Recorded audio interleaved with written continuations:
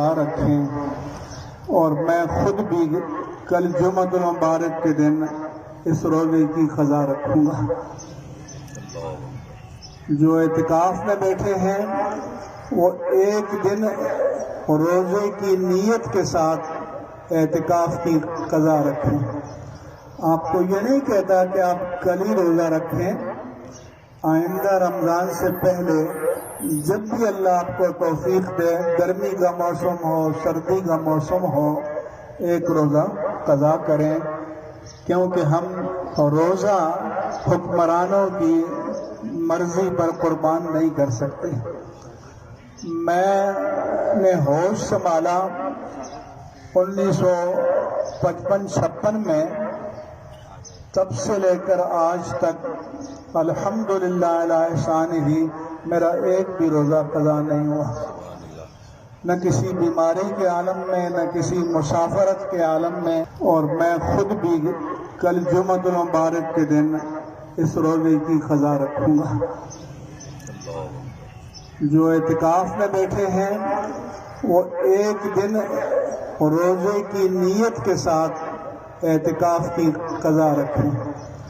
آپ کو یہ نہیں کہتا کہ آپ کل ہی روزہ رکھیں،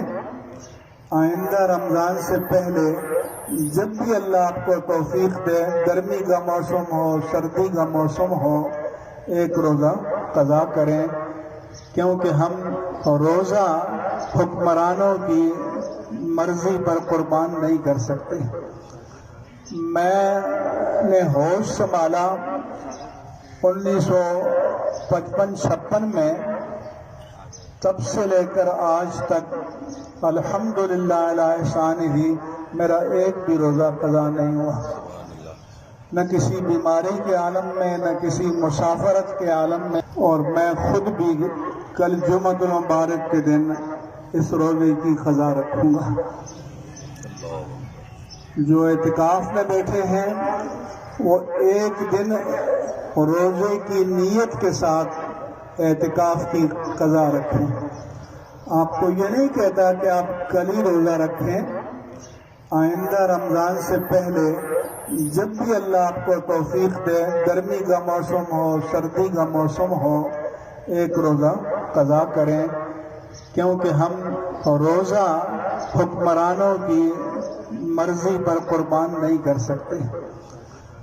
میں نے ہوش سنبھالا 1955-56 میں، تب سے لے کر آج تک الحمدللہ علی شانہ